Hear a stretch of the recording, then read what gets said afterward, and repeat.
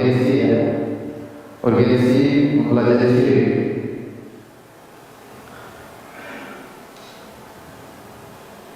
Tapi di antaranya ada yang disebutkan ya, dengan memahami syirik kita akan mengenal tauhid.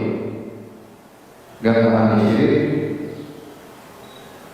kita lebih paham tentang tauhid.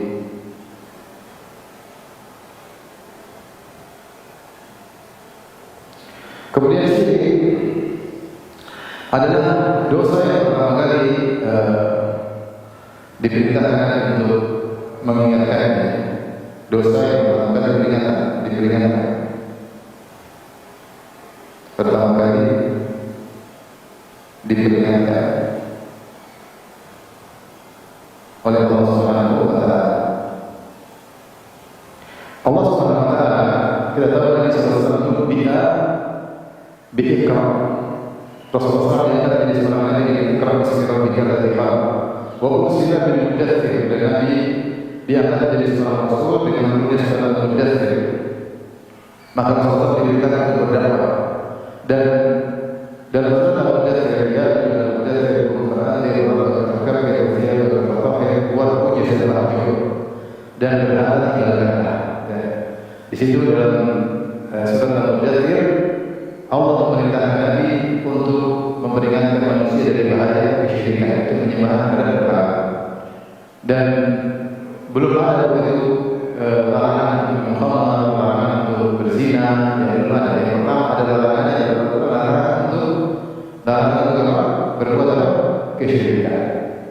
Dan demikian juga kalau kita baca Al-Fatihah dan kita sekarang masuk ke Al-Baqarah, maka larangan yang pertama kali datang adalah larangan tauhid. Al-Baqarah bersatu, ya ayyuhan nas u'budu rabbakum alladzi khalaqakum walladzina min qablikum la'allakum tattaqun alladzi ja'ala lakum al-ardha firashan was-samaa'a binaa'a wa anzala minas samaa'i maa'an fa akhraja bihi minat thamarati rizqan lakum fala taj'alu lillahi andadan wa antum ta'lamun. Maka jangan sekali-sekali kalian membuat tandingan-tandingan bagi Allah, padahal kalian tahu yang menciptakan Allah selesai dari rezeki Allah Subhanahu wa taala. Maka dosa yang pertama kali diberikan Allah adalah syirik. Dalam surat Al-Mudaththir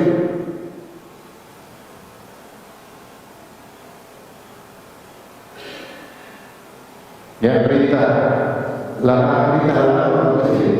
Kemudian juga dalam urutan Al-Quran, yaitu dalam surat Al-Baqarah ayat 21. Ini secara historik. Secara historik yang pertama kali diperkirakan kesyirikan.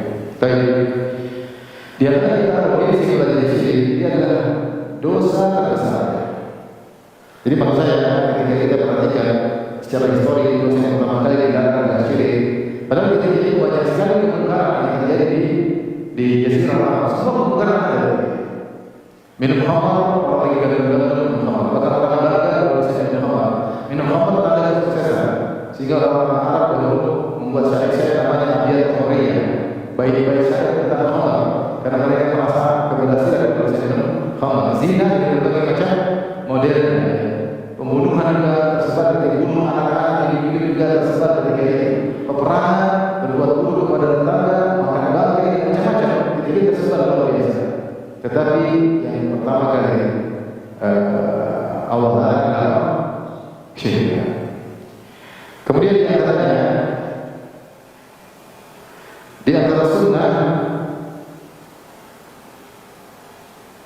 antara sunnah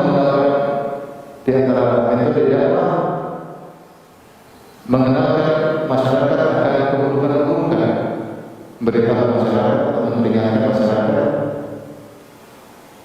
akan dosa-dosa. Ya, Allah berfirman, "Qul ta'alu atlu ma harrama 'alaikum rabbukum alla tusyriku bihi syai'an." Dalam Al-Quran mengatakan, wahai Muhammad, katakanlah kepada mereka, ta'alu atlu ma harrama 'alaikum rabbukum. Aku akan bacakan kepada kalian apa yang Allah haramkan kepada kalian. Disuruh untuk memberi pengumuman kepada masyarakat. Kemarin aku akan bacakan apa yang Allah haramkan kepada kalian. Pertama Rasulullah sebutkan atau Allah perintahkan Allah tusyriku bihi syai'an, jangan berbuat apa? kesyirikan. Jangan berbuat kesyirikan. Baru kemudian dosa-dosa yang lain. Jadi di antara mereka meninggalkan dosa dan syirik adalah dosa yang besar. Dosa yang besar. Lebih daripada membunuh, lebih daripada zina, lebih daripada syirik, ya, lebih daripada seluruh macam dosa. Baik, tentang juga kenapa syirik merupakan dosa terbesar? Yang pertanyaan, kenapa dia merupakan dosa terbesar? Karena dia terkait dengan hak kepada Allah. Dia bertentangan langsung, kontradiktif dengan tujuan kita diciptakan. Kita diciptakan untuk menyembah Allah SWT. Wa ma khalaqtul jinna wal insa illa liya'budun. Tidaklah diciptakan jin dan manusia kecuali untuk beribadah kepada Allah. Dalam sebagian tafsir, illa liya'budun, untuk mentauhidkan Allah, ibadah dan tauhid. Kita diciptakan untuk mentauhidkan Allah, kemudian ternyata kita alhamdulillah melakukan kesyirikan. Jadi bertentangan dengan tujuan diciptakannya manusia. Maka inilah yang menyebabkan syirik, maka dosa besar. Sebabnya apa? Ya, bertentangan dengan tujuan penciptaan. Langsung head to head, benar-benar bertentangan dengan tujuan penciptaan. Karena kita diciptakan untuk mentauhidkan Allah.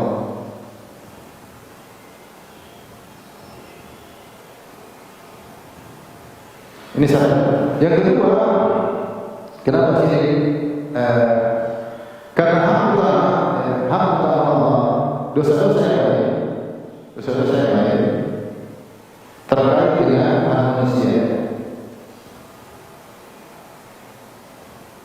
Contohnya,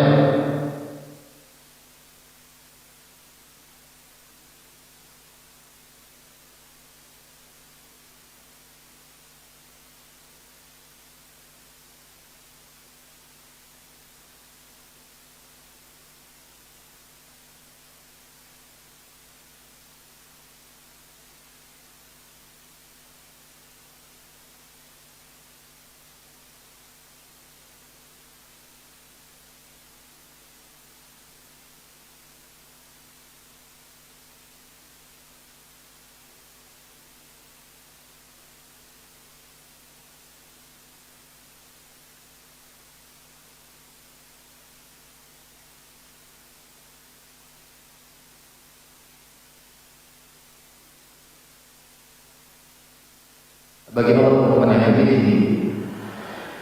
Jadi kita tahu yang menciptakan alam semesta hanya Allah. Menciptakan kita adalah Allah. Menciptakan kita, ayah kita Allah. Menciptakan ibu kita Allah. Kita berasal dari ayah mana dari Allah. Yang menciptakan ayah mana juga adalah Allah. Menciptakan siapapun juga Allah. Yang memberikan kita fasilitas alam semesta dengan bumi dan langitnya dengan segalanya Allah SWT. Tidak ada zat lain yang adil bersama Allah punya sumbangsi dalam ciptaan kita. Semua nikmat karunia dari Allah SWT. Maka yang berhak disembah hanya Allah. Seandainya yang menciptakan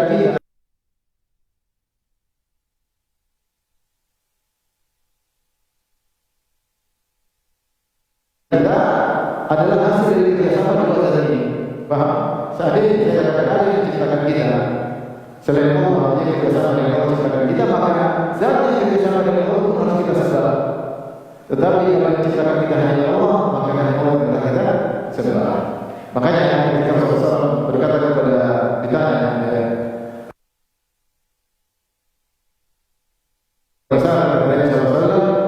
Anta ja'al lillahi niddan wa huwa khalaqah.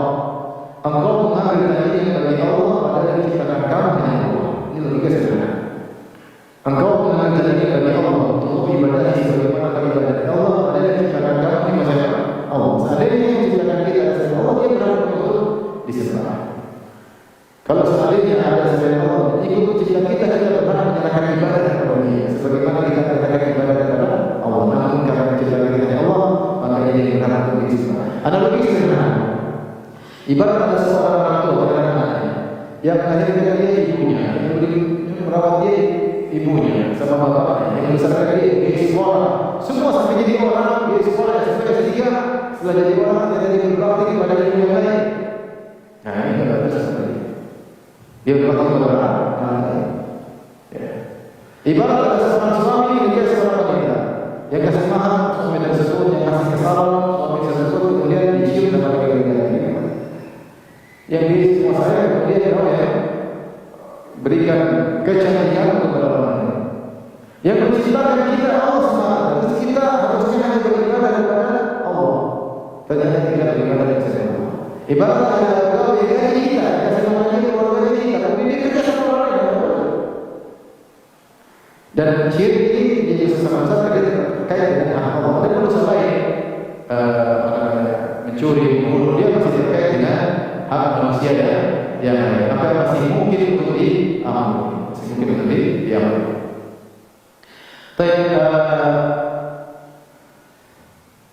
Sebagian ulama menyebutkan di antara kenapa syirik merupakan dosa besar ini, karena syirik tidak ada syahwat di dalam diri, sehingga tidak ada alasan. Baik, maksudnya bagaimana? Kalau Muhammad ada alasan, kalau zina ya ada lezatnya, maksiat sebenarnya ada, main musik ada lezatnya, semua maksiat ada. Kalau syirik apa ada lezatnya? Apa yang didapatkan dari meminta-minta kepada mayat-mayat yang sudah mati? Apa itu? Tidak ada. Tidak ada sama sekali ini. Ini sekedar kebodohan. Hanya syubhat yang dari mana? Tidak ada lezatnya. Ya, sehingga nampak bahwasanya syirik adalah benar-benar buruk karena tidak ada sesuatu menjadikan alasan untuk seorang melakukan syirik, berbeda dengan dosa-dosa yang lain, berzina, mencuri, sudah ada yang orang berhati itu, sehingga dia bisa datang syahwat. Adapun syirik apa yang kita, ya, dan itu dosa syirik yang keempat. Dosa syirik tidak dimaafkan, tidak dimaafkan. Kita membahas tempat ini sebelum menutup. Paham dari sini siapa? Ya. Sekarang orang kalau lihat orang berzina mungkin marah. Lihat orang tidak ada ukuran dari mana? Lihat orang begini dulu dari mana? Kalau mencuri ada orang yang pakai jimat, dia sampai dulu bayarnya. Tidak ada gairah, tidak ada gairah. Pada ini Muslim pada berbahaya. Kalau Allah larang sangat berbahaya itu kaum Muslim. Ini menunjukkan bahwa kaum Muslimin sebagai tidak pas. Kenapa? Karena kurang belajar. Belajar tentang itu kebencian terhadap syirik lebih besar daripada kebencian terhadap dosa-dosa yang lain. Baik, kita sekarang bahas tentang dosa syirik dan dimaafkan.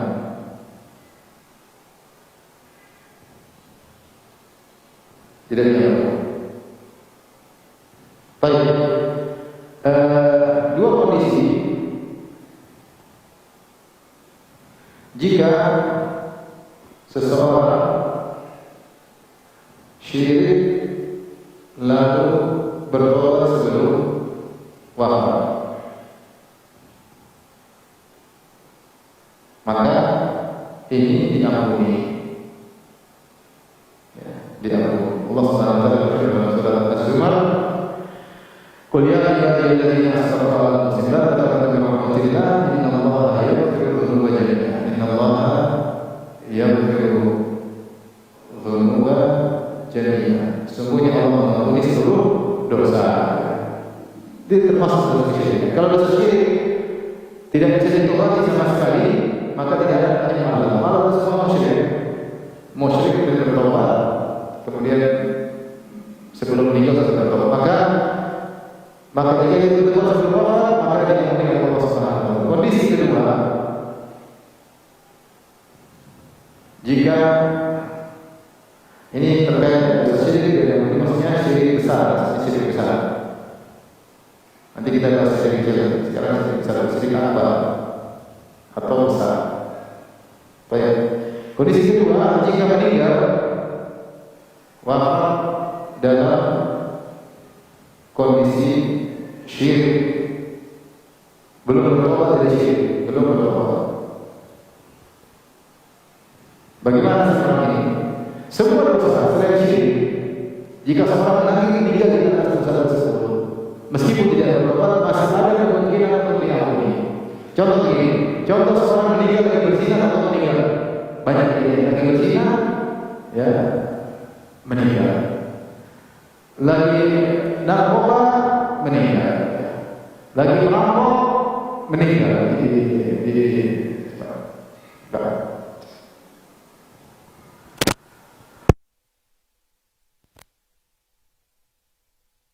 Kemudian meninggal ya. Tidak sempat bertobat. Bagaimana nasib orang ini? Lagi bunuh diri, meninggal. Orang seperti ini tidak boleh kita bilang pasti masuk neraka, enggak. Semua dosa selain syirik kita bilang tahta masyiatillah. Terserah Allah Subhanahu wa taala. Bisa jadi Allah ampuni, bisa jadi Allah azab. Dalil-dalil menunjukkan ada yang diampuni dan dalil juga menunjukkan ada yang diazab. Maka setiap orang meninggal dalam dosa selain syirik masih mungkin diampuni. Apapun dosa tersebut selama bukan apa? Syirik. Tapi kalau meninggal dalam kondisi syirik, maka tidak akan diampuni. Jika wafat dalam kondisi syirik, belum bertobat, maka ini yang tidak akan diampuni.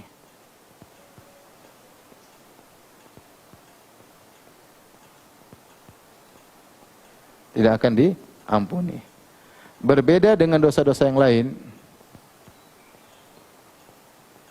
Dosa-dosa yang lain masih ada kemungkinan diampuni. Betapapun besarnya. Kemungkinan diampuni. Allah Subhanahu wa taala berfirman terkait hal ini, "Innallaha la yaghfiru ay yushraka bih." Innallaha la yaghfiru ay yushraka bih. Allah tidak mengampuni dosa syirik. La yaghfiru ay yushraka bihi. Wa yaghfiru ma duna dzalika liman yasha. Kata Allah Subhanahu wa taala, Allah tidak mengampuni, lihat, la yaghfir, Allah tidak mengampuni ayyushraka bihi, dosa kesyirikan, dan Allah mengampuni dosa selain syirik bagi siapa yang Allah kehendaki. Bagi siapa yang Allah kehendaki, ya. Ada orang meninggal bunuh diri, pasti masuk neraka kita bilang enggak? Belum tentu. Bisa jadi Allah ampuni, bisa jadi Allah azab. Dalil menunjukkan ada yang Allah ampuni, dalil juga menunjukkan ada yang Allah azab. Ada yang Allah azab. Taib. Pertanyaan, bagaimana jika seorang melakukan kesyirikan, ya, apakah otomatis pahalanya gugur, ya? Karena di antara bahaya syirik, ya, bahwasanya Allah Subhanahu wa taala, ya, akan menggugurkan seluruh amal solehnya. Ya. Kita kembali di sini. Dosa syirik tidak diampuni. Boleh kita tambah di sini nomor 5. Dosa syirik menggugurkan seluruh amalan.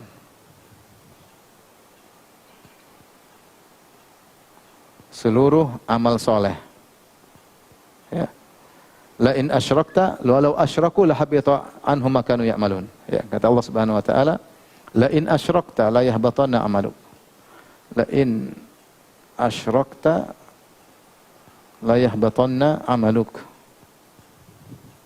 Kalau kau syirik, maka gugur seluruh amalanmu, wahai Rasulullah. Seandainya Rasulullah SAW syirik, Rasulullah tidak mungkin syirik.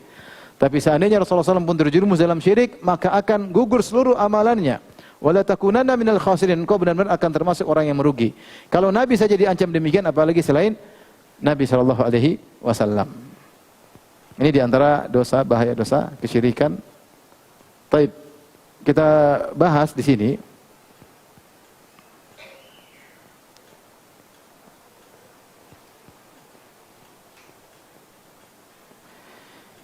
Jika seorang muslim, ini pertanyaan, jika seorang muslim, ya, sudah melakukan ibadah, misalnya ibadah 50 tahun, lalu terjerumus dalam syirik akbar, syirik besar. Baik. Bagaimana nasibnya? Ya. Bagaimana nasibnya? Kemudian dia bertobat. Setelah itu dia bertobat. Ya, misalnya setahun kemudian dia bertobat. Setelah itu misalnya setahun kemudian. Tapi ini ada permasalahan. Masalah. Seorang muslim, dia sejak lahir muslim, kemudian dia melakukan ibadah selama 50 tahun, dia haji, dia umrah, dia berzakat, banyak ibadah, dia berbakti sama orang tua, dia sedekah. Kemudian pada usia 50 tahun, kemudian dia melakukan kesyirikan, dia pindah agama misalnya. Misalnya dia tanassar, jadi tahawat, jadi Yahudi atau jadi Nasrani, atau menjadi Majusi, ya. Atau melakukan syirik akbar seperti meminta kepada roh-roh, percaya kepada dukun tentang hal gaib misalnya. Ini semua syirik akbar. Taib. Setelah itu setahun kemudian dia tobat kembali, ya. Ketika dia melakukan kesyirikan ini, ketika dia terjerumus dalam syirik akbar, apakah ketika terjerumus dalam syirik akbar, pahalanya semua, pahalanya semua gugur?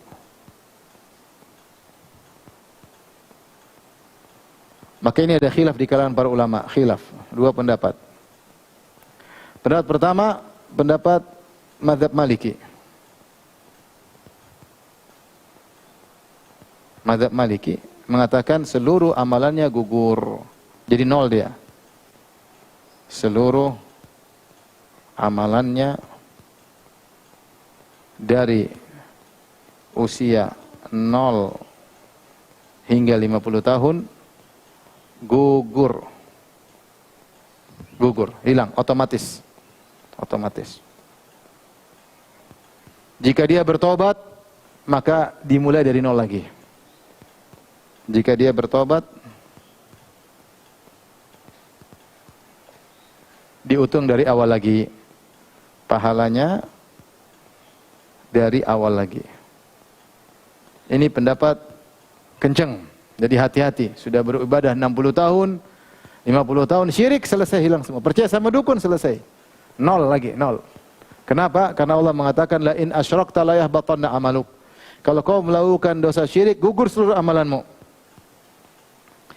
Ya, kapan dia lakukan syirik akbar, otomatis semua pahalanya gugur jadi nol. Ulangi lagi dari awal, mengerikan. Pendapat yang kedua, mazhab Syafi'i.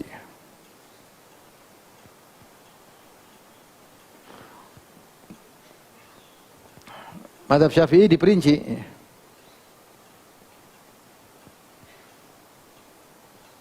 Jika wafat dalam kondisi syirik, tidak bertobat, maka gugur seluruhnya, gugur seluruhnya. Dan tentu kekal di dalam neraka, seluruhnya gugur. Ya. Ini seorang 60 tahun masuk Islam, kemudian di akhir hayatnya murtad, selesai.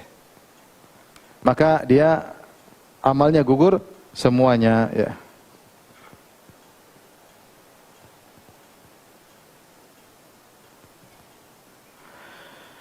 Adapun jika dia bertobat, ya, maka tidak gugur. Tidak gugur, ya. Jadi Imam Syafi'i hanya berpendapat gugur amalan seluruhnya, itu beliau bawakan ayat kepada jika meninggal dalam kondisi kafir, dalam kondisi murtad. Adapun jika dia syirik kemudian bertobat, maka amalnya tidak gugur. Beliau membawakan ayat-ayat yang mutlak kepada ayat yang muqayyad, sebagian dalam surat Al-Baqarah ayat 217. Ya, saya bacakan firman Allah Subhanahu wa taala di akhir ayat, "Wa may yartadid minkum an dinihi fayamut wa huwa kafir. Faulaika habitat a'maluhum fid dunya wal akhirah wa ulaika ashabun nari hum fiha khalidun. Di mana Allah berfirman, wa may yartadid minkum an dinihi wa man yartadid minkum an dinihi fayamut wa huwa kafir.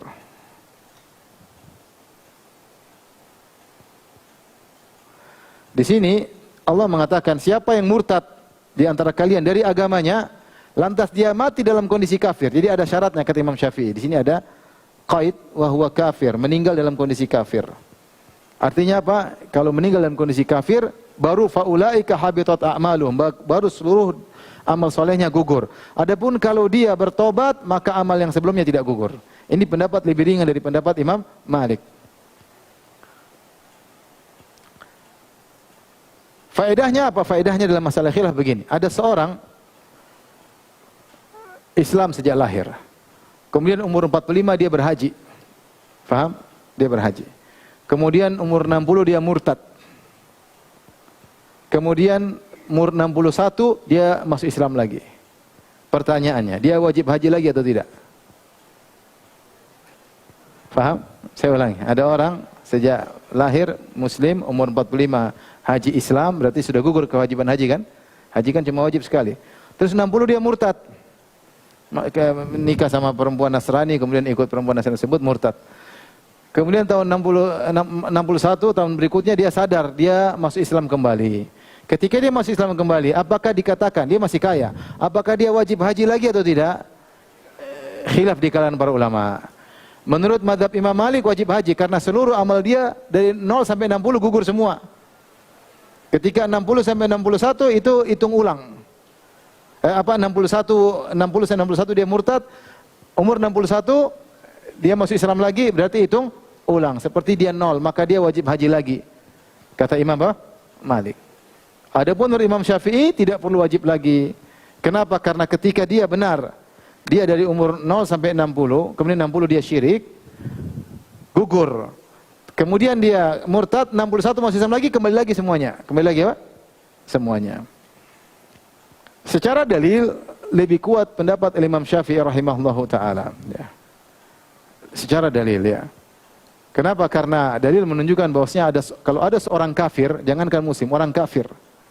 Kemudian selama masih kafir dia melakukan maksiat dan melakukan keburukan, kalau dia masuk Islam, padahal ketika dia kafir dia melakukan kebaikan keburukan. Kalau dia masuk Islam, maka seluruh kebaikannya dibawa ke dalam Islamnya. Dosa-dosanya tidak dibawa. Seperti pertanyaan Hakim bin Hizam. Hakim bin Hizam ketika dia masih kafir, dia seorang dermawan. Dia memerdekakan 100 budak, kemudian menyumbang 100 ekor onta. Ketika dia Muslim ditanya sama Nabi, ya Rasulullah, bagaimana dengan amal-amal solehku dulu ketika saya masih kafir? Sekarang saya masuk Islam. Kata Nabi SAW, aslamta ala ma aslafta minal khair ya Hakim. Kau masuk Islam dengan membawa seluruh amal kebaikanmu selama kau masih musyrik. Faham? Ketika dia musyrik, dia sering berbakti sama orang tua, kemudian dermawan, maka seluruh amal ini ketika musyrik, dia masuk Islam, maka dapat juga. Seperti Allah Subhanahu wa taala mengatakan, ulaika, mereka adalah orang-orang Allah berikan kepada mereka ajrahum marratain. Allah berikan pahala mereka 2 kali. Seperti ketika Nabi SAW mengirim surat kepada Raja Heraklius, menyuruh dia untuk masuk Islam. Kata Nabi SAW, aslim taslam. Wahai Heraklius yang Nasrani, masuklah engkau dalam Islam. Yu'tikallahu ajraka marratain. Allah akan berikan kau pahala 2 kali. Pahala selama kau Nasrani akan dibawa juga dalam apa? Islam. Dan ini bonus bagi orang kafir kalau masuk Islam, seluruh kebaikan dia selama waktu musyrik tidak hilang. Dosa-dosa yang dilakukan ketika dia masih musyrik, dia berzina, dia membunuh, dia riba, semuanya hilang. Tapi kebaikan dia selama dia musyrik akan dibawa menjadi pahala ketika dia masuk apa? Islam. Ini sepakat para ulama. Nah, kasus yang kita hadapi, dia berbuat baik ketika muslim, paham? Kemudian dia murtad, kemudian dia muslim lagi. Maka orang ini lebih utama untuk dikembalikan pahalanya, paham?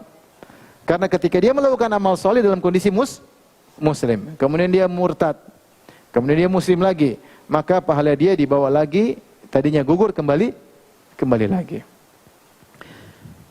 Yang jadi masalah ketika orang melakukan kesyirikan kemudian tidak bertobat. Itu masalah. Maka sungguh mengerikan dosa kesyirikan. Tapi ini di antara ikhwan dan akhwat yang rahmatillah subhanahu wa ta'ala tentang bahaya kesyirikan. Jadi syirik dosa yang paling besar. Kalau meninggal tidak akan diampuni. Tidak akan diampuni berarti kekal dalam apa? Neraka. Kekal dalam neraka. Tidak akan keluar dari neraka jahanam, ya. Mengerikan. Adapun orang muslim meskipun dia melakukan maksiat, ada suatu saat dia akan dikeluarkan dari neraka jahanam. Ada kisah yang saya sering sampaikan, kisah yang diceritakan oleh Syekh Abdul Razak pada kita, ya. Jadi ada dulu orang Arab yang kemudian dia jalan-jalan ke luar negeri, ke negara kafir. Kemudian dia ditemani oleh guide dari negara kafir tersebut. Mereka pergi ke diskotik atau bar, kemudian mereka minum khamar. Minum khamar rame-rame, ada sekelompok orang Arab, mereka minum khamar, guide-nya orang bule Nasrani. Lagi minum khamar, kemudian ada di antara orang Arab tersebut nyeletuk. Ya Allah, semoga Allah ampuni kita. Dia lagi sadar nih. Minum khamar, dia bilang semoga Allah ampuni apa? Kita. Akhirnya orang Nasrani bilang, ya saya juga semoga. Kan dia tahu enggak benar. Kata dia, ya semoga Allah juga ampuni saya. Kata orang-orang Arab ini, oh enggak, kau enggak akan diampuni. Karena kau kafir asli, musyrik. Kalau musyrik masuk neraka tidak akan diampuni. Kalau kami bertauhid masih mungkin diampuni. Akhirnya orang bule ini pun mikir, dia debat, kenapa saya tidak diampuni? Ya karena kau musyrik. Kalau kami ahli tauhid masuk neraka masih bisa diampuni. Kalau kau enggak mungkin masuk neraka kekal selama-lamanya. Subhanallah, orang bule ini akhirnya dia cari tahu tentang Islam, akhirnya dia belajar, akhirnya dia masuk Islam, akhirnya dia belajar di UIM, Universitas Islam Madinah. Dia masuk Islam gara-gara didakwahi orang mabok. Jadi maksud saya, syirik sangat berbahaya. Orang melakukan syirik lebih baik daripada zina, daripada membunuh, daripada merampok. Ini harus kita pahami. Tapi sekarang kita masuk pada pembahasan inti tentang macam-macam syirik. Apa saja macam-macam syirik?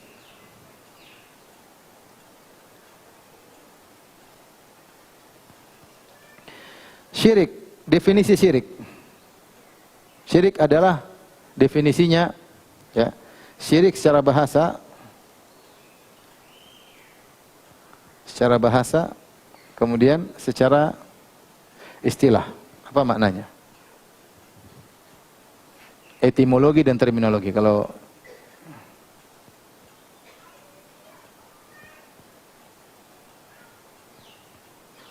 syirik, ya, maknanya adalah sekutu, ya.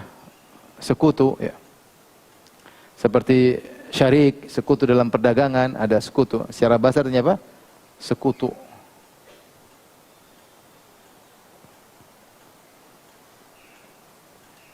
Sekutu. Dan makna yang mirip sama seperti apa? Nid, misal ini. Adapun secara istilah terminologi adalah, atau secara ini artinya mensekutukan Allah,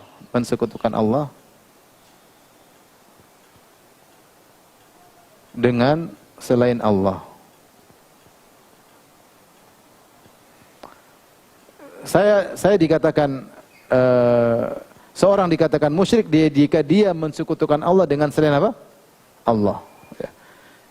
Itu namanya dia telah memusyrikkan Allah, yaitu mensekutukan Allah dengan yang lainnya. Maka jika seorang secara bahasa, jika seorang hanya menyembah selain Allah saja, maka sungguhnya dia tidak musyrik sebenarnya secara bahasa. Jadi ada 3 kemungkinan. Perhatikan. Ya. Hanya menyembah Allah. Ini kemungkinan yang pertama. Yang kedua, hanya menyembah selain Allah.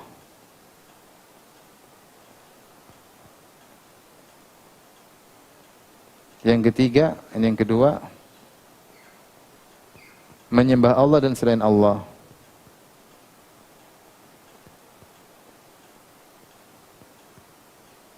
Taib. Yang pertama, ini namanya tauhid, paham? Hanya menyembah Allah disebut apa? Tauhid. Ini tauhid.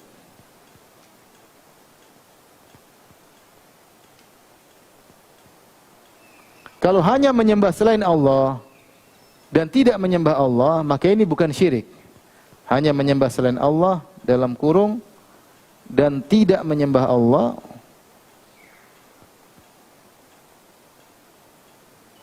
secara bahasa ini bukan syirik, bukan syirik, tapi juga bukan apa tauhid, karena tauhid hanya menyembah Allah.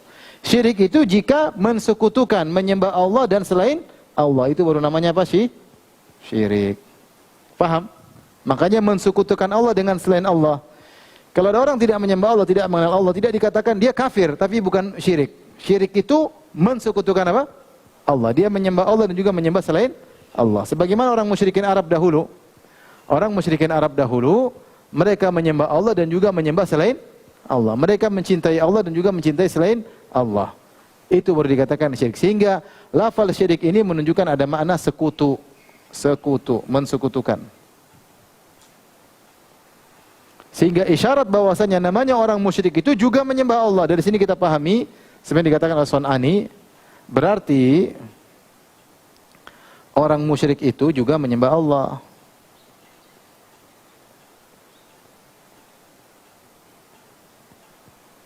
Juga menyembah Allah. Hanya saja dia juga menyembah selain Allah.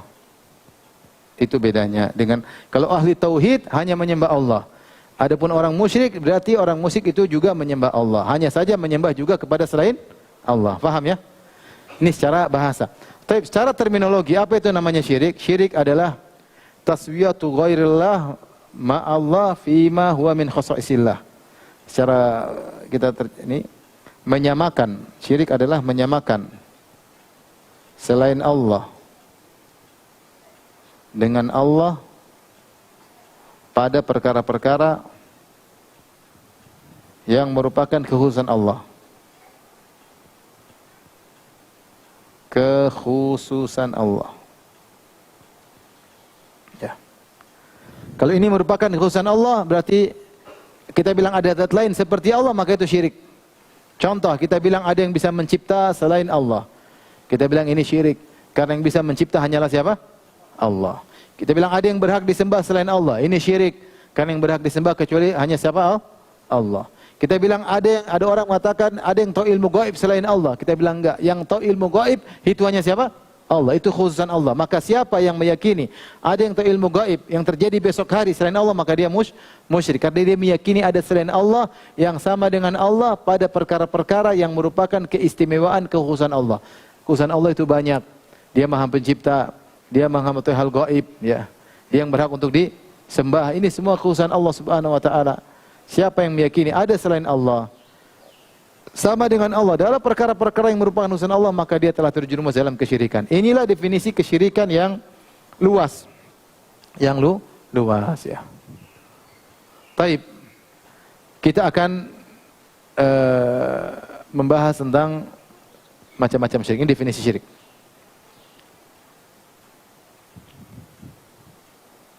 Paham sampai sini? Paham tidak ibu-ibu? Ibu-ibu paham tidak? Yang penting pengajian buat ibu bukan bapak-bapak. Bapak-bapak ini cuma penggembira, ya. Ibu paham atau tidak? Ya. Beda dengan syirik dengan sirik. Kalau sirik itu apa? Hasad. Kalau syirik itu yang dosa, ya. Dua-duanya dosa, yang dosa besar, ya. Taib. Yang kita maksudkan. Kita lanjutkan. Sebelum kita membahas macam-macam syirik, syirik juga ditinjau menjadi dua. Ya, syirik ada dua secara umum. Syirik ada banyak tinjauan, ya. Pembagian syirik.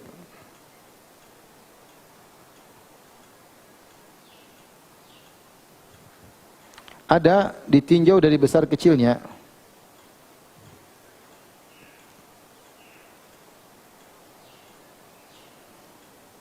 Maka terbagi menjadi dua,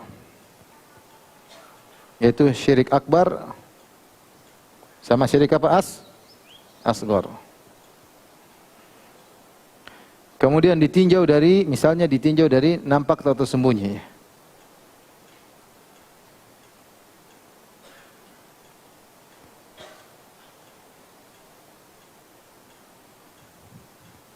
Maka terbagi menjadi dua juga. Ada namanya syirkun jali, syirkun khafi. Jali yang itu jelas, khafi itu apa? Samar. Ya ini. Ya. Nanti ada dibagi dari, ditinjau dari lagi yang ketiga, ini sekedar pembagian aja. Ditinjau dari anggota tubuh yang melakukan tempat kesyirikan, tempat kesyirikan. Maka ada beberapa, ada yang mengatakan misalnya syirik lafal atau niat, syirik niat, kemudian syirik lafal, kemudian syirik anggota tubuh, syirik tubuh, jawarih, ya. Ini juga bisa pembagian syirik demikian. Yang terkadang begini saling masuk satu dengan yang lainnya, tergantung peninjauan. Taib, syirik akbar, syirik kecil, bedanya apa? Syirik akbar mengeluarkan orang dari Islam. Dari Islam. Syirik kecil tidak mengeluarkan. Ini pertama. Syirik akbar menggugurkan seluruh amal soleh, menggugurkan seluruh amal soleh. Syirik kecil hanya menggugurkan amal yang dicampurinya.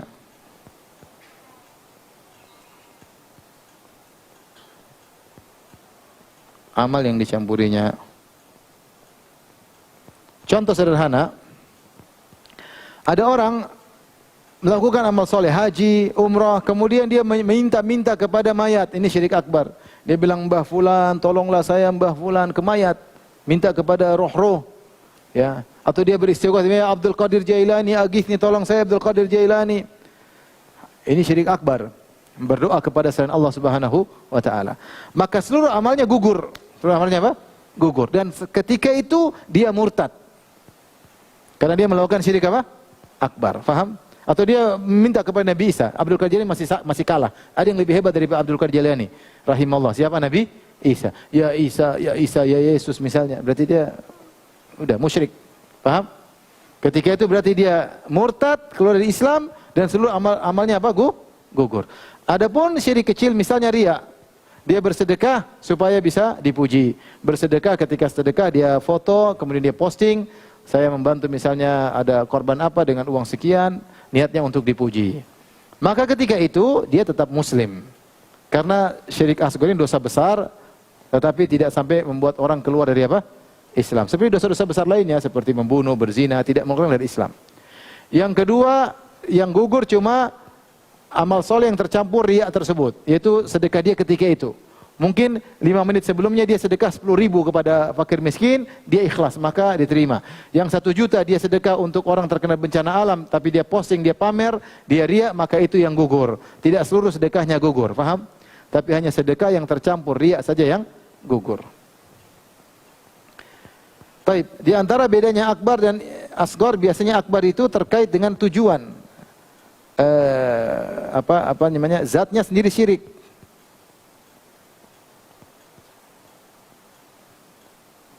Ibadah kepada selain Allah.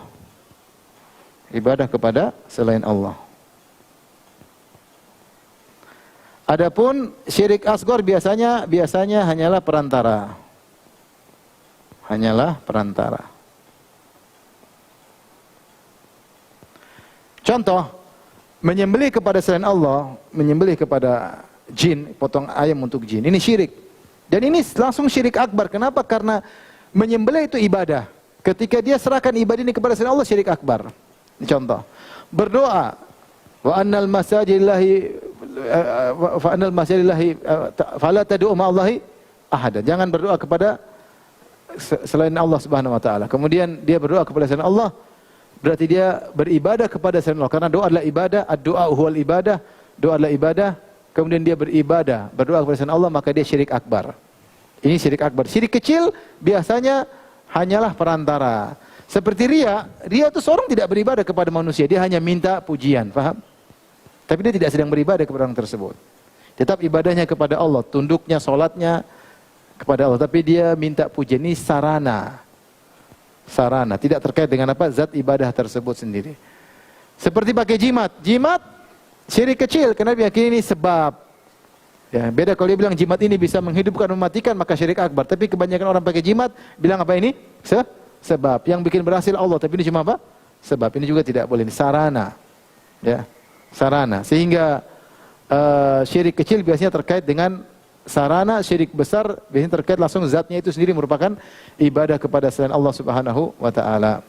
Ini bedanya syirik besar, syirik kecil. Ditinjau dari akbar dan asghar. Nanti akan kita bahas mana akbar, mana asghar insyaallah. Baik, ini sekedar contoh sedikit.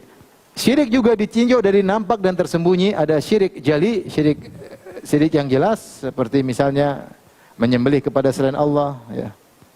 Jelas. Menyembelih kepada selain Allah. Ya, kenapa? Kelihatan perbuatannya, ya. Bersumpah dengan nama selain Allah. Dengan selain Allah. Misalnya pakai jimat, jelas, kelihatan. Jimatnya dipakai, kelihatan. Kelihatan atau tidak? Kelihatan. Tapi dia syirik kecil. Jadi kita bukan tinjauan besar kecil lagi. Kita tinjauan dari kelihatan atau tersembunyi. Paham? Kalau menyembelih kepada Allah syirik besar dan kelihatan. Kalau bersumpah dengan nama selain Allah syirik kecil, tapi kelihatan. Pakai jimat syirik kecil namun kelihatan. Ada syirik yang tersembunyi, bisa besar bisa kecil. Contoh misalnya disebut dengan al-khawfu sir. Al-khawfu as-sir. Al-khawfu sir itu apa? Takut kualat. Takut kualat kepada selain Allah. Ini. Seperti kamu kalau enggak ke kuburan itu nanti kamu enggak dapat rezeki. Kamu kalau enggak kasih sajian kepada kuburan tersebut kamu bakalan sakit. Ini syirik akbar. Ini takut kepada sesuatu yang tidak untuk ditakuti. Orang takut itu kepada Allah yang menghidupkan, mematikan, yang beri rezeki. Allah apa mayat itu? Allah. Makanya kalau orang takut sama mayat, kalau kau tidak kasih sajian sama mayat, kau bakalan menderita, kau akan tidak sembuh-sembuh penyakitmu. Nah, ini namanya khauf sir. Ini syirik akbar, tapi tidak kelihatan. Karena dalam hati. Contohnya lagi apa? Riya. Juga tidak kelihatan dalam hati. Kalau yang ini syirik besar, yang riya syirik apa? Kecil. Seperti beramal dengan mencari dunia, beramal soleh dengan tujuan duniawi. Ini juga syirik kecil. Seperti dia misalnya menjadi imam masjid. Dia tidak menjadi imam kecuali karena dapat gaji. Kalau tidak digaji dia tidak mau jadi imam. Dia memang jadi imam itu buat dapat dunia. Seperti namanya syirik kecil. Menjadikan amal soleh untuk dunia semata. Faham? Ini syirik kecil. Namun tidak kelihatan karena dalam hati seseorang, ya. Dalam hati seseorang. Di antaranya ujub. Ujub juga syirik kecil. Apa bukan syirik kecil, apa? Syirik yang tersembunyi. Taib. Ini tinjauan kedua. Ada juga syirik ditinjau dari tempat kesyirikan, yang melakukan kesyirikan. Seperti syirik niat, di antaranya apa dia? Riya. Ujub, ya, syirik niat apa? Riya, ujub, ini semua terkait dengan niat. Syirik lafal seperti apa? Bersumpah dengan selain Allah. Selain Allah. Contoh lagi, menyandarkan nikmat kepada selain Allah. Ini syirik juga. Menyandarkan nikmat lafal selain Allah kepada selain Allah. Seperti apa? Kalau bukan karena dokter mungkin saya sudah mati. Ini enggak boleh. Karena kita bilang kalau bukan karena Allah, kemudian sebab dokter mungkin saya sudah mati. Faham? Kalau kita bilang kalau bukan karena dokter saya sudah mati, maka ini syirik kecil. Namun dia terkait dengan apa? Lafal. Syirik tubuh banyak seperti berdoa kepada selain Allah, menyembelih kepada selain Allah misalnya. Menyembelih atau sujud, ya, atau doa kepada selain Allah. Kelihatan. Dia begini. Berdoa kepada selain Allah, ya. Ini adalah pembagian macam-macam syirik. Paham? Ibu-ibu, paham enggak? Ibu kalau suruh mikir sedikit ngantuk ya.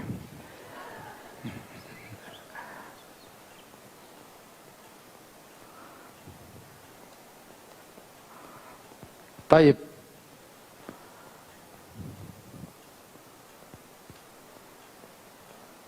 Kita lanjut.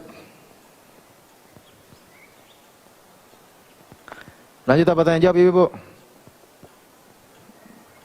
Lanjut ya. Tanya jawab lanjut Ibu. Ragu-ragu lanjutnya. Lanjut ya. Taib. Sekarang ini yang inti pembagian yang keempat ditinjau dari macam-macam tauhid ya. Pembagian syirik.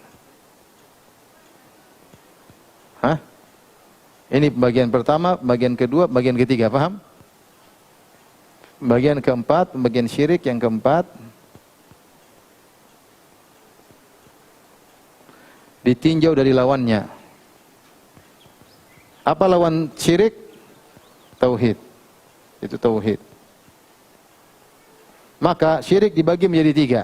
Yang pertama namanya syirik terkait rububiyah. Syirik terkait tauhid rububiyah. Yang kedua syirik terkait uluhiyah atau terkait asma sifat.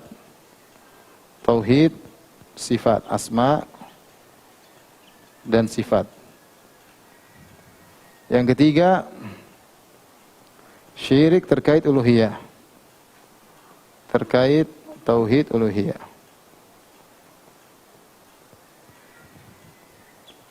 Baik. Syirik terkait rububiyah ini juga terbagi menjadi dua. Ada yang syirik besar, syirik kecil. Tapi sekarang saya ingin gabungkan seluruhnya. Inilah syirik, inilah syirik. Contoh, kita sudah sebutkan pada pertemuan sebelumnya. Apa itu tauhid rububiyah? Tauhid rububiyah adalah meyakini Allah satu-satunya yang menciptakan, paham?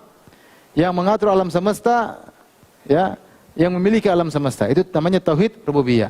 Tauhid asma wa sifat yaitu Allah sendiri satu-satunya yang memiliki sifat-sifat yang sempurna. Tidak ada yang menyamai sifat Allah Subhanahu wa taala. Allah Maha Ilmu, tidak ada yang ilmunya seperti ilmu Allah. Itu namanya tauhid sifat. Tauhid uluhiyah maknanya hanya Allah yang berhak diuluhiyahkan, hanya Allah yang berhak untuk diibadahi. Tidak ada orang yang boleh disembah selain Allah Subhanahu wa taala.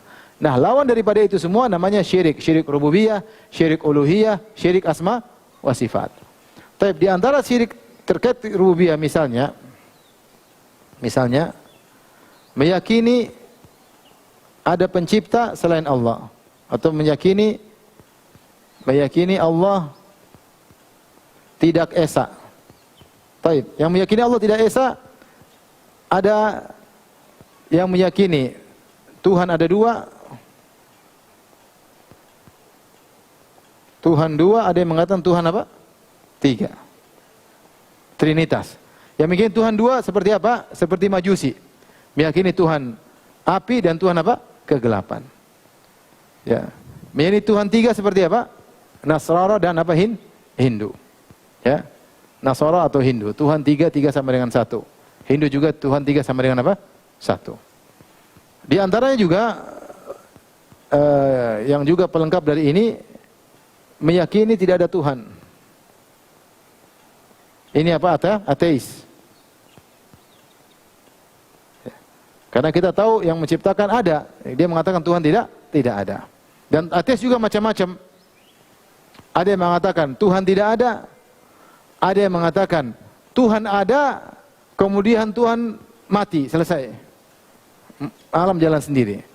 Ada yang mengatakan Tuhan ada, Tuhan bikin alam, kemudian Tuhan istirahat, sudah, nongkrong aja. Seperti orang bikin jam jalan sendiri. Ini juga ada seperti itu. Sehingga dia tidak ingin Tuhan ikut campur dalam urusan dunia. Enggak ada, Tuhan enggak ada ikut campur. Tuhan sudah selesai, tugas dia cuma ciptakan, setelah itu dia nongkrong. Paham? Itu semua bentuk ateis. Bentuk apa? Ateis, karena meyakini semua terjadi dalam semesta ini, tidak ada campur tangan apa? Tuhan. Itu semua bentuk-bentuk ateis, ya.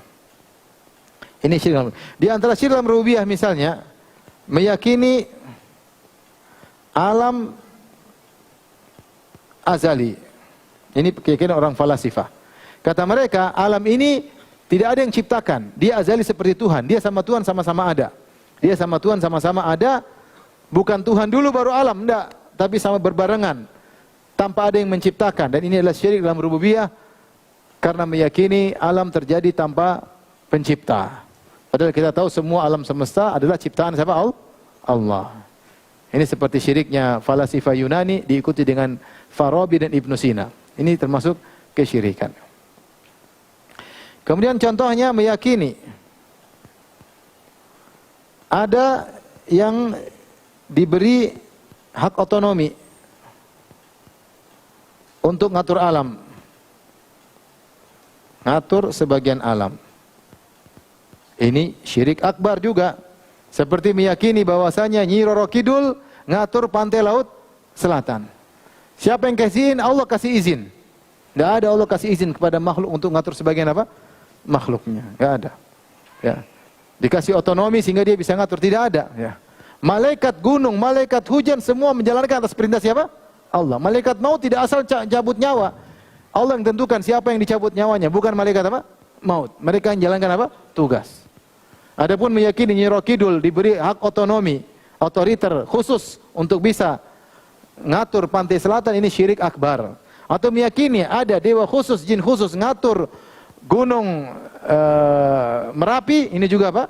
Syirik. Kalau gunung tersebut mau meledak, kita harus kasih sajen pada jin tersebut. Karena jin tersebut yang menentukan gunung meletus, gunung Merapi meletus atau tidak. Ini syirik akbar. Enggak ada. Semua ini yang ngatur Allah Subhanahu wa Ta'ala. Ya. Seperti keyakinan sebagian orang Sufia yang ekstrim dalam buku ya Jawahirul Ma'ani mengatakan bahwasanya Abdul Qadir Jailani rahimahullah seorang ulama besar telah diberi kun oleh Allah. Kapan dia bilang kun jadi fayakun? Ini enggak ada. Kata Abdul Qadir Jailani dikasih kun. Nabi saja tidak dikasih kun. Nabi kalau dikasih kun, Nabi bilang, "Woi Abu Jahal, jadi lalat Abu Jahal." Tapi ternyata bagaimana? Nabi berperang harus dalam perang Badar dan seterusnya. Nabi saja tidak pernah dikasih kun fayakun. Kata mereka, Abdul Qadir Jailani dikasih kun. Sehingga dia melakukan apa saja tinggal bilang kun fayakun. Seperti juga meyakini bahwasanya wali kalau sudah mencapai derajat kutub, dia yang melakukan seluruh penciptaan, dia yang mengawasi seluruh penciptaan. Ini juga bahaya, ini juga syirik akbar. Seakan-akan ada makhluk yang dikasih otonomi untuk ngatur apa? Alam. Demikian juga sebagian orang sufi mengatakan, kalian harus hormat pada wali fulan, yang jaga kota kita wali fulan, sudah meninggal nih. Itu syirik akbar. Gak ada yang jaga kita, cuma Allah. Tidak ada wali-wali, faham? Wali-wali jaga diri saya tidak bisa. Dia jaga dirinya supaya tidak mati, tidak bisa. Dia mati atau tidak? Mati. Kemudian dia bilang, ini kota terjaga karena ada wali fulan, makanya sering minta ke sana, sering ziarah ke sana, sering kasih sajin di sana, karena kota kita dijaga oleh wali fulan. Ini syirik. Meskipun diucapkan oleh orang yang dianggap super wali. Ya. Syirik ini, gak main-main ya, syirik. Sehingga orang akhirnya hatinya bukan kepada Allah, tapi kepada penghuni kubur tersebut yang sudah tidak bisa apa-apa. Mengkait-kaitkan tentang nyamannya suatu kota, makmurnya suatu kota dengan apa? Dengan mayat. Sehingga akhirnya meyakini mayat itu punya kemampuan untuk menjaga apa? Kotanya, jaga dirinya aja nggak bisa. Dia mandi aja nggak bisa, makanya kita mandikan. Dia pakai baju nggak bisa, kita yang pakai kafankan. Dia sholat nggak bisa, kita yang sholatkan. Dia masuk kuburan sendiri nggak bisa. Sana kamu masuk kuburan, nggak bisa, kita yang kuburkan. Terus kita bilang dia jaga kota kita, otak taruh di mana? Beneran ini syirik itu semua nggak masuk akal. Antum lihat semua kesyirikan tidak masuk akal. Orang nyembah sapi ada, tidak masuk akal. Nyembah cium minum air kencing sapi ada. Minta ke orang mati ada, tidak masuk akal. Tidak masuk akal. Subhanallah, kalau sudah masuk dunia sufiah terkadang otaknya nggak beres. Saya baru tadi dengar lagi ceramah di YouTube. Kata dia ada orang kuburannya di samping kuburan wali. Habib fulan. Tukang maksiat. Sebelahnya kuburan wali Habib fulan. Kemudian malaikat mungkar dan nakir datang mau nyiksa orang ini. Orang terteriak-teriak, akhirnya walinya terganggu. Dia bilang jangan siksa ini saya lagi berzikir sama Allah, terganggu dengan teriakan orang. Malaikat mungkar dan nakir diusir, nggak jadi. Allahu Akbar. Ini apa dongeng kayak gini? Bagaimana tidak orang menjadi terikat sama wali? Tenang, pokoknya saya dikubur samping Habib ya. Akhirnya kan terbawa seperti itu karena dibuat cerita seperti itu. Tenang aja, kok maksiat nanti samping aman. Malaikat mungkar dan nakir bisa diusir. Subhanallah, inti main-main sama malaikat. Mengerikan. Orang belajar sufi, kata Imam Syafi'i, man tasawwa fi awalin nahar lam yati alaihi nar wa huwa ahmaq illa wa huwa ahmaq. Tidak seorang belajar sufi di pagi hari ekstrim kecuali sebelum datang siang dia sudah goblok ya. pikiran udah macam-macam, ngomong seenaknya, nggak masuk akal. Dan ini terjadi sekarang di dunia keagamaan kita. Banyak hal-hal yang aneh-aneh. Yang bilang Isra Mi'raj sehari 70 kali lah, yang inilah. Nabi seumur hidup cuma sekali. Ya. Tapi begitulah. Maksud saya, sehingga ada sebagian orang-orang yang mengatakan, kalian harus menghormati wali fulan yang sudah mati, karena dia yang menjaga kota kita. Ini syirik akbar. Meyakini ada yang mengatur menjaga kita selain Allah Subhanahu wa taala. Nanti dia bilang diizinkan oleh Tuhan. Kalau Allah izinkan, kita bilang mana surat izinnya? Mana surat izinnya? Aku ngomong. Nanti kalau bilang surat izin, kita bisa bilang kamu pergi ke jin, jinnya sudah dapat surat izin dari Allah. Kan? Kapan aja orang bisa ngomong nanti begitu? Ini masalahnya bukan main, ini masalah syirik akbar. Lebih berbahaya daripada zina, lebih berbahaya daripada merampok, lebih berbahaya daripada membunuh.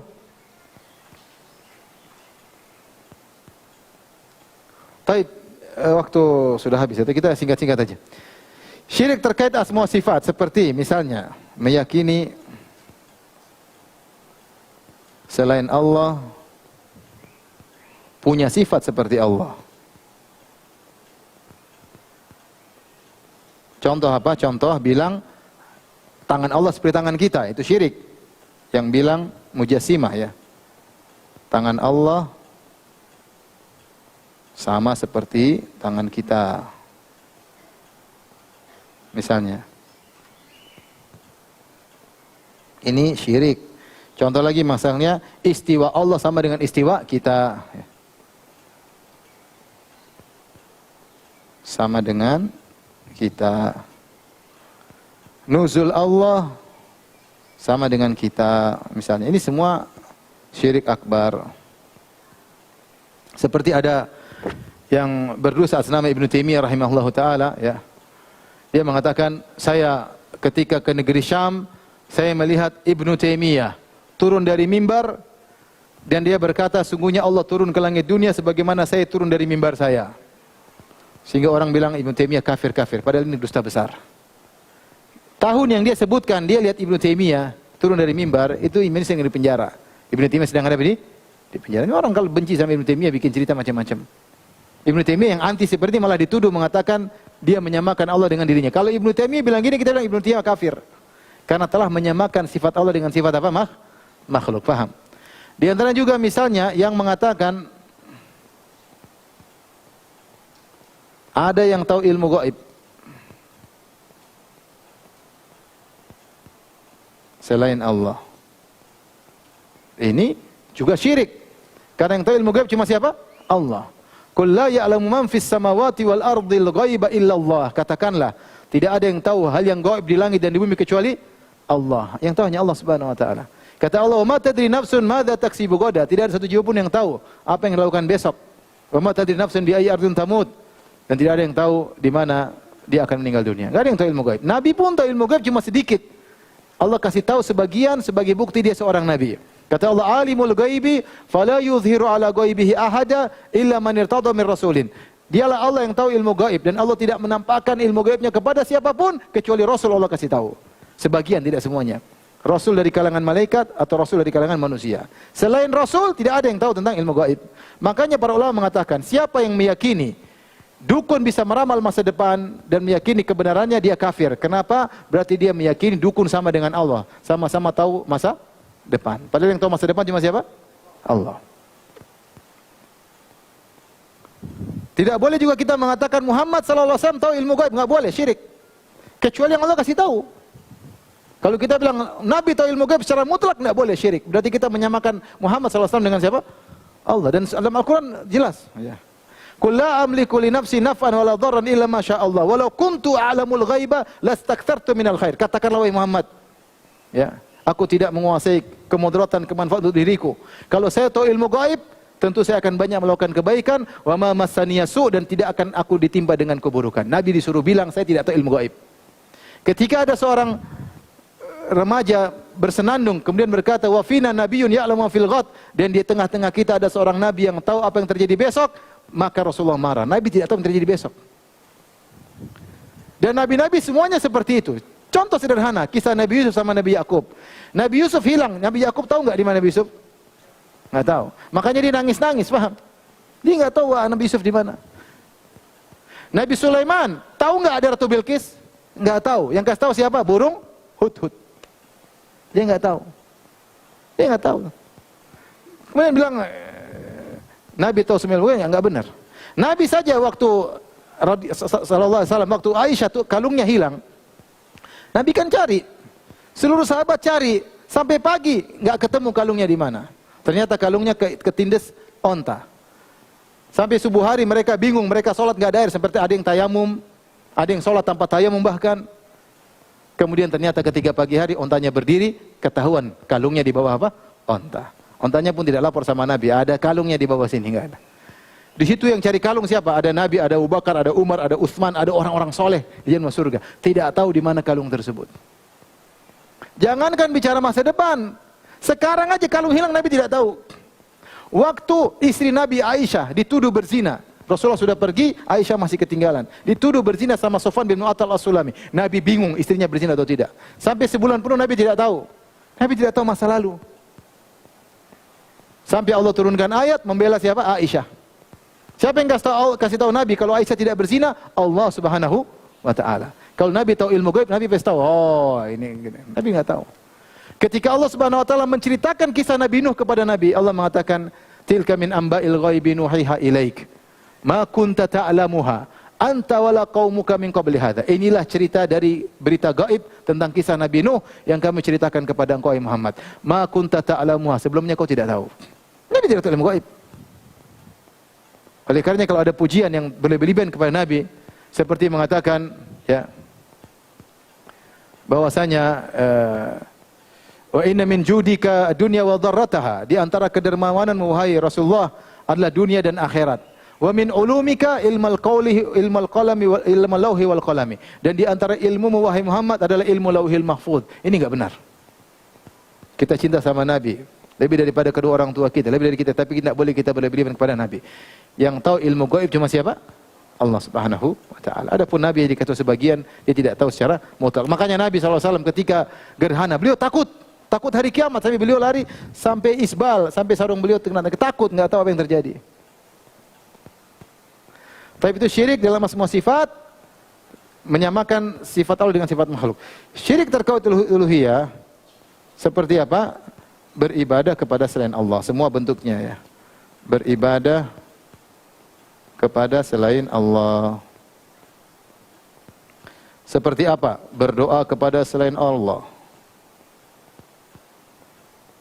Apalagi bernazar. Semua ini ibadah. Bernazar bukan pada Allah, Pak Mbah, kalau saya lulus Mbah, saya akan kasih makan anak yatim. Nazar sama Allah, bukan sama apa? Mbah. Datang ke kuburan. Dulu ada kawan datang ke Sunan, kuburan Sunan. Kanjeng Sunan, kalau saya lulus saya akan jalan kaki sekian-sekian. Enggak boleh ini syirik. Nazar hanya kepada siapa? Allah. Contoh lagi, menyembelih. Menyembelih, ada nyembelih kepada jin supaya rumahnya tidak diganggu. Bangun rumah supaya rumah kamu ganggu, potong 3 ayam hitam semuanya, giginya pun hitam kalau bisa ya. Kemudian potong, tuangkan air darahnya di tanah supaya tidak diganggu jin. Ini syirik akbar.